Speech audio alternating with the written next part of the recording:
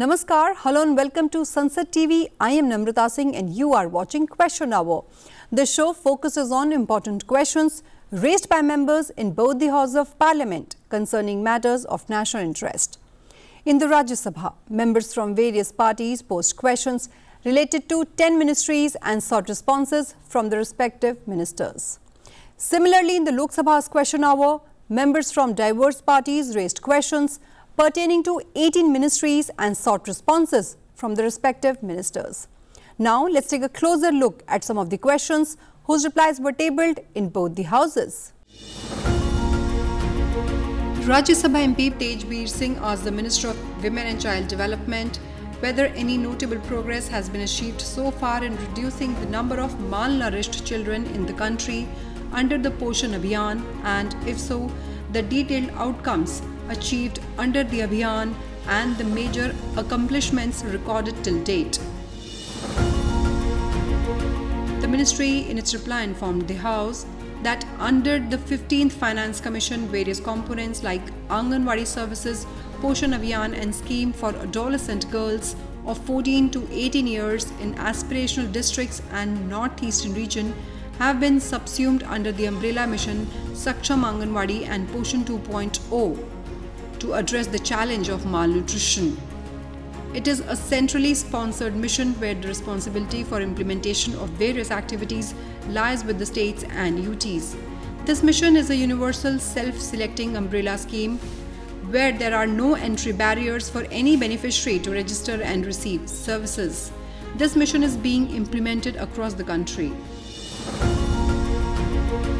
The objectives of the mission are as follows: to contribute to development of human capital in the country, address challenge of malnutrition, promote nutrition awareness and good eating habits for sustainable health and well-being. Nutrition goes beyond mere eating of food. It requires proper digestion, absorption and metabolism of nutrients. This process is influenced by factors like sanitation, education and access to safe drinking water. As malnutrition requires a multi-sectoral approach involving dimensions of food, health, water, sanitation and education, it is crucial to effectively address the issue of malnutrition in a convergent manner. It is being addressed under Mission Saksham Anganwadi and Poshan 2.0 by establishing cross-cutting convergence amongst 18 ministries and departments. Under Mission Poshan 2.0, a new strategy has been made for reduction in malnutrition and for improved health, wellness and immunity through activities like community engagement, outreach, behavioral change and advocacy. It focuses on maternal nutrition, infant and young child feeding norms, treatment of severe acute malnutrition, moderate acute malnutrition and wellness through Ayush practices to reduce prevalence of wasting, stunting, anemia and being underweight. Under this mission, supplementary nutrition is provided to children 6 months to 6 years, pregnant women, lactating mothers and adolescent girls to beat the intergenerational cycle of malnutrition by adopting a life cycle approach. Supplementary nutrition is provided in accordance with the nutrition norms contained in Schedule 2 of the National Food Security Act. These norms have been revised in January 2023. The old norms were largely calorie specified. However, the revised norms are more comprehensive and balanced in terms of both quantity and quality of supplementary nutrition based on the principles of diet diversity that provides for quality protein, healthy fats and micronutrients. Fortified rice is being supplied to AWCs to meet the requirement of micronutrients and to control anemia among women and children. Greater emphasis is being laid on the use of millets at least once a week for preparation of hot cooked meal and take-home ration at Anganwadi centers. Under this mission, one of the major activities undertaken is community mobilization and awareness advocacy to educate people on nutritional aspects, as adoption of good nutrition habit requires sustained efforts for behavioral change. Ministries of Women and Child Development and Health and Family Welfare have jointly released the protocol for community management of malnutrition to prevent and treat severely acute malnutrition in children and for reducing associated morbidity and mortality. The community-based approach involves timely detection and screening of children with severe acute malnutrition in the community, management for those without medical complications with wholesome, local nutritious food at home, and supportive medical care. The CMAM protocol includes an appetite test and screening process for children aged 6 months to 6 years who are severely acute malnutritioned or severely underweight. Post-screening, such children are referred to nutrition rehabilitation centers or hospital facilities for further care. IT systems have been leveraged to strengthen and bring the transparency in nutrition delivery support systems at the Anganwadi centers. The Poshan Tracker application was rolled out on 1st March 2021 as an important governance tool. The Poshan Tracker facilitates monitoring and tracking of all AWCs, AWWs, and beneficiaries on defined indicators. Lok Sabha member Rajesh Ranjan asked the Minister of Information and Broadcasting whether there has been an increase in the circulation of fake and misleading news by the social media sector, and if so, whether the government has taken cognizance of such news and taken action thereon. माननीय अध्यक्ष जी, social media और fake news के बारे में जो विषय माननीय सांसद जी ने उठाया है वो वाकई एक बहुत ही चिंताजनक विषय है. I sincerely want to say that fake news is a threat to our democracy today. और हमें सोशल मीडिया पर फेक न्यूज़ पर AI जनरेटेड डीप फेक पर स्ट्रिक्ट एक्शन लेने की ज़रूरत है. जिस तरह से सोशल मीडिया प्लेटफॉर्म्स का उपयोग करके एक तरीके से कई ऐसे इकोसिस्टम बन गए हैं जो कि भारत के संविधान को फॉलो नहीं करना चाहते, बहुत तरह से इस पार्लियामेंट द्वारा बनाए हुए कानून को भी पालन नहीं करना चाहते. उसमें स्ट्रिक्ट एक्शन लेने की और कड़े नियम बनाने की वाकई बहुत सख्त ज़रूरत है. हाल ही में कुछ नए रूल्स भी बनाए गए हैं. Within 36 hours take down करने की एक नए रूल अभी हाल ही में बनाया गया है. AI जनरेटेड डीप फेक्स को आइडेंटिफाई करके उसके ऊपर एक्शन लेने का भी नया रूल ड्राफ्ट पब्लिश किया गया है. Consultation is currently going on. Parliamentary committee ने भी बहुत अच्छा काम किया. मैं धन्यवाद देना चाहूँगा श्री निशिकांत दुबे जी को और कमेटी के सभी सदस्यों को.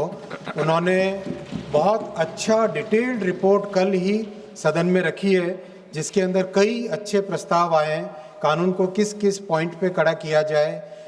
माननीय अध्यक्ष जी, ultimately fake news, social media, इसमें this is a very fine delicate balance between freedom of speech and protecting our democracy. और इस फाइन बैलेंस को लेकर सरकार चल रही है. माननीय प्रधानमंत्री श्री नरेंद्र मोदी जी ने डिजिटल इंडिया के माध्यम से देश में जो एक नई क्रांति लाई है, जो डेमोक्रेटाइज किया टेक्नोलॉजी को, उसके अच्छे प्रभाव भी हमें अपने संज्ञान में लेने चाहिए क्योंकि सोशल मीडिया एक तरीके से एक प्लेटफॉर्म भी देता है सभी को. इन सब पॉइंट्स को विचार करके इंस्टीट्यूशंस, हमारे समाज में जो ट्रस्ट है उस ट्रस्ट को कैसे स्ट्रेंथन करें उसी पर सरकार काम कर रही है. माननीय सांसद जी ने जिस तरह से ऑनलाइन बेटिंग की बात की, मैं आपके माध्यम से सदन को एकदम स्पष्ट तौर पे कहना चाहूँगा, प्रधानमंत्री श्री नरेंद्र मोदी जी ने इतना कड़ा कानून बनाया है ऑनलाइन मनी गेमिंग को रेगुलेट करने के लिए और उसके कारण देश में करोड़ों परिवारों को उसका बेनिफिट मिला है. जिस तरह से एक कैंसर की तरह ऑनलाइन मनी गेमिंग का प्रचार हो गया था, सब तरफ एक प्रसार हो गया था उसका, और स्प्रेड होने के बाद समाज में एक बड़ी विकृति आ गई थी. उसके ऊपर कड़ा कानून बनाया है और प्रधानमंत्री श्री नरेंद्र मोदी जी की सरकार किसी भी कड़े से कड़े स्टेप को लेने से पीछे नहीं हटती है. Rajya Sabha member Naresh Bansal asked the Minister of Social Justice and Empowerment the new result-based targets set for Phase 3 of the Nasha Mukt Bharat Abhiyan after August 2025 and the manner in which the ministry is using artificial intelligence-based data analytics to identify high-risk districts for the targeted Nasha Mukt Bharat Abhiyan intervention. नशीले पदार्थों के दुरुपयोग की रोकथाम के लिए helpline की बात की है, तो मैं कहना चाहता हूं कि हमारे मंत्रालय ने 24 घंटे एक राष्ट्रीय टोल फ्री हेल्पलाइन 14446 का संचालन हो रहा है। इस टोल फ्री हेल्पलाइन का मुख्य उद्देश्य नशीले पदार्थ का दुरुपयोग करने वालों को टेली परामर्श प्रदान करना, उन्हें निकटतम नशा मुक्ति केंद्र के लिए रेफर करना भी है। और टोल फ्री हेल्पलाइन पर कार्यरत परामर्शदाता प्रशिक्षित और परामर्शदाता वहाँ बैठे हुए हैं। टोल फ्री हेल्पलाइन 14446 पर अब तक 4,30,000 से भी ज़्यादा कॉल प्राप्त हुए हैं और सफलतापूर्वक ये हेल्पलाइन काम कर रही है। सभापति महोदय, 2020 अगस्त से ये नशा मुक्ति भारत अभियान प्रारंभ हुआ और लगातार सभी के सहयोग से इसमें लगातार हम काम कर रहे हैं। और मैं कहना चाहूँगा कि Brahma Kumari, art of living, Sant Nirankari mission, Gayatri परिवार, इस्कॉन, श्री रामचंद्र मिशन से हमारा MOU हुआ है और लगातार हम और भी आध्यात्मिक संस्थाओं से संपर्क कर रहे हैं। मुझे लगता है कि निकट भविष्य में और भी हमारी संस्थाएं जुड़ेंगी। मुझे पूरा विश्वास है कि हम इस पर आगे बढ़ेंगे और इनके माध्यम से अब तक हम 3,37,00,000 लोगों से भी ज़्यादा नशे के विरुद्ध जागरूक करने का काम इन संस्थाओं ने किया है। Loksaभा MP Biplab Kumar Deb asked the Minister of Electronics and Information Technology whether the government concurs with the view that the country has a unique opportunity to become a global artificial intelligence hub. The ministry, in its reply, informed the House that artificial intelligence is transforming economies, industries, and society globally at unprecedented speed. For India, this presents a unique opportunity to emerge as a global AI hub. In line with the vision of Prime Minister Modi, the government is focused on democratizing the development and usage of AI technology. As part of this vision, India is leveraging its strengths in scale, talent, digital public infrastructure, and rapid technology adoption. To translate this vision into action, the government approved the India AI Mission in March 2024. It is designed as a national level effort to build a comprehensive, inclusive, and sustainable AI ecosystem. 7 pillars of AI mission are as follows. India AI compute capacity. It aims to provide high-end compute power to all, including MSMEs and startups, at an affordable cost. India AI Foundation models to develop India's own large multimodal models trained on Indian data sets and languages. This is to ensure sovereign capacity and global competitiveness in generative AI. AI Kosh to develop large data sets for training AI models. AI Kosh is a unified data platform integrating data sets from government and non-government sources. India AI Application Development Initiative to develop AI applications for India's specific challenges in sectors such as climate change, healthcare, agriculture, governance, assistive technologies for learning, disabilities, etc. India AI Future Skills to develop AI skilled professionals in India by increasing the number of graduates, postgraduate and PhDs in AI domain. It also envisions setting up data and AI labs in Tier 2 and Tier 3 cities across India. India AI Startup Financing to provide financial assistance to AI startups. Safe and trusted AI to balance innovation with strong governance frameworks to ensure responsible AI adoption. The government has also released the India AI Governance Guidelines, a comprehensive roadmap for safe, inclusive, and responsible AI use. India on the global stage has been active in shaping global AI conversations. It has played key roles at forums such as the Global Partnership on AI, where it has served as Council Chair, and during its G20 presidency in 2023. More recently, India co-chaired the Paris AI Action Summit with France. India AI Impact Summit 2026 India will host the India AI Impact Summit 2026 from 16th to 20th February 2026 at New Delhi. For the first time, the Global AI Summit series will take place in the Global South. The shift signals a broader move towards a more inclusive global AI dialogue. In the run-up to the summit, over 200 pre-summit events have already been held worldwide. 7 flagship initiatives including Pitch Fests, Innovation Challenges, AI for All, AI by Her, URI, and a global research symposium are underway. Organizers and institutions can propose events to be part of the official summit agenda. During the summit, discussions will revolve around 7 thematic chakras: human capital, inclusion, safe and trusted AI, resilience, innovation and efficiency, democratizing AI resources, and AI for economic development and social good.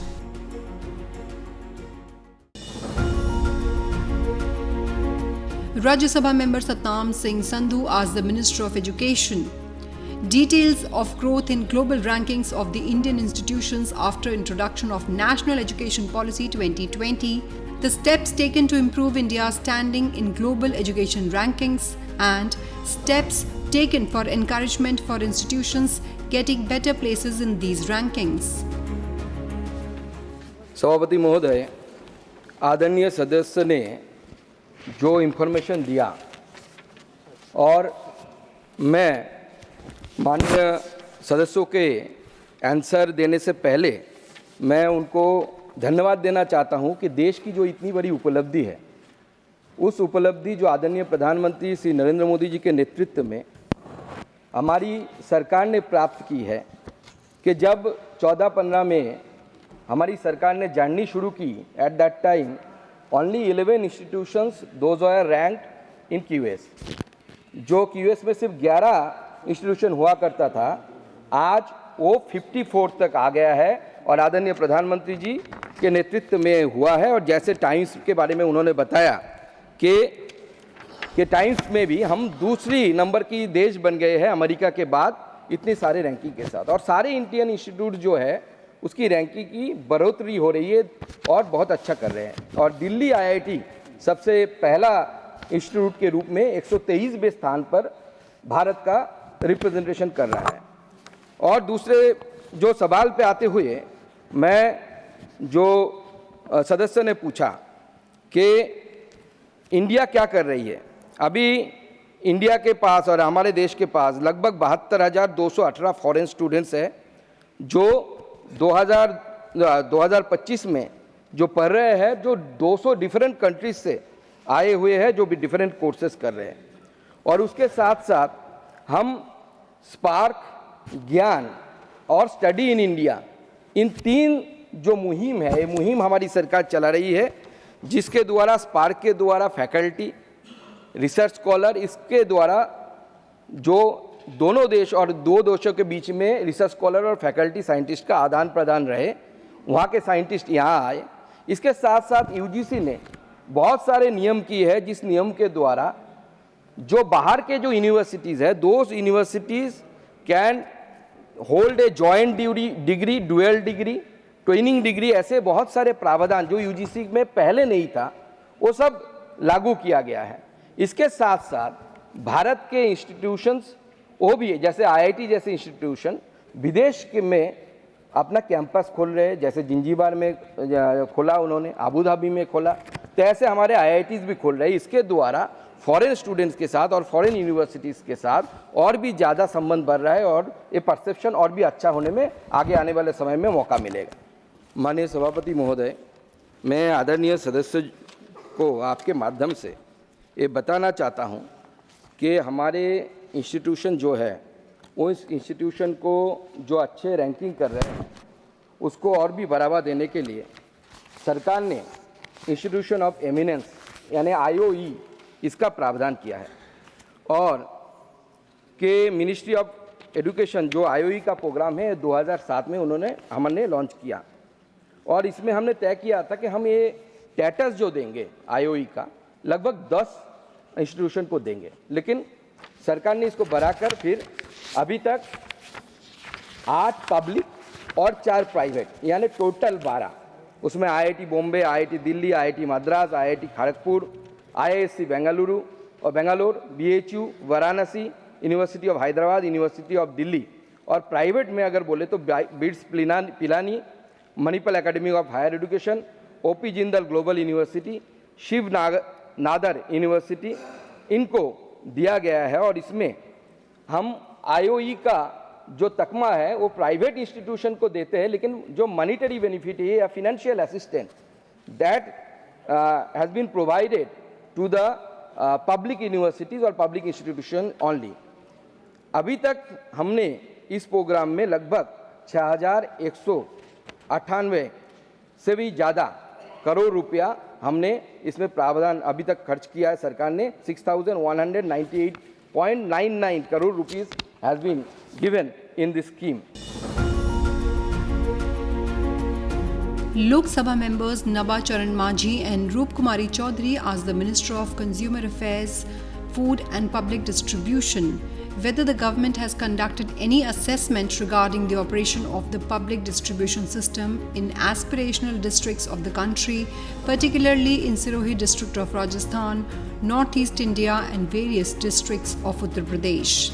And if so, the objectives and key findings of the said assessment along with the list of aspirational districts of Bihar.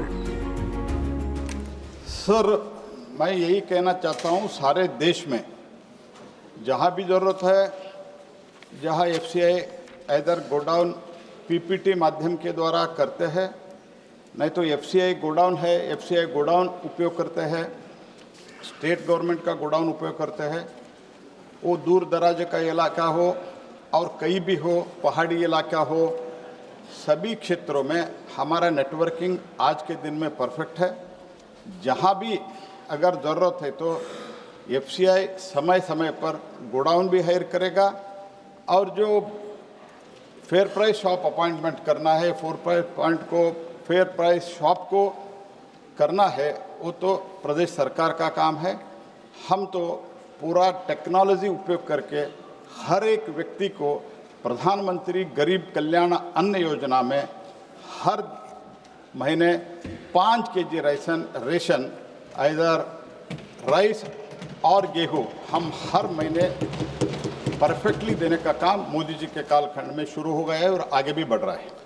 Sir, जो beneficiary को decide करना है, beneficiary को अंत्योदय अन्न योजना में हो, वो टारगेटेड पब्लिक डिस्ट्रीब्यूशन में हो, वो जो 5 केजी देते हैं, अंत्योदय अन्न योजना में हम हर व्यक्ति को 7 केजी देते हैं।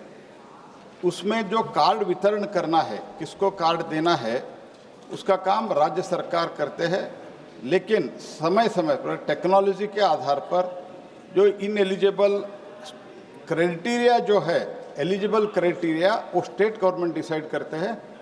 अगर उसमें कुछ गलत दिखते हैं तो हम इधर टेक्नोलॉजी के द्वारा सर्वे करके स्टेट गवर्नमेंट को बताते हैं। अल्टीमेटली वेरिफिकेशन करके किसको देना, किसको नहीं देना, किसको बीपीएल देना, किसको नहीं देना, स्टेट गवर्नमेंट करते हैं। सर, इनका जो कंसर्न है वो कंसर्न मुझे वो लिखित में देता है तो मैं उनको उत्तर सेपरेटली दे देता हूँ। नेशनल फूड सिक्योरिटी एक्ट के अनुसार 75% रूरल पॉपुलेशन, 50% अर्बन पॉपुलेशन, इन लोगों को हम फ्री में राशन बांटने का निर्णय माननीय प्रधानमंत्री जी के नेतृत्व में प्रधानमंत्री गरीब कल्याण अन्न योजना में हमने शुरू किया है, वो जारी है। ऐसे कोई प्रस्ताव नहीं है। हमारा स्टेट से निवेदन यही है to improve the accuracy of beneficiary of the identification. DFPD has cross matched Pradhan Mantri Garib कल्याण अन्न योजना डाटा विथ आधार। उसमें जो मर जाते हैं, मीन्स डेथ होता है, CBDT income tax, motor vehicle ownership, GSTN, MCA, ऐसे जो भी विषय है वो सब हम मैच करके स्टेट गवर्नमेंट को भेजते हैं। उसके एलिजिबिलिटी के क्राइटेरिया स्टेट डिसाइड करते हैं, उसके आधार पर वो डिसाइड करते हैं। हम 75% और 50% पे कोई भी चेंज आज के दिन में नहीं कर रहे हैं। Well, that is all I have for you in this edition of Question Hour. Stay tuned and thank you for watching Sunset TV.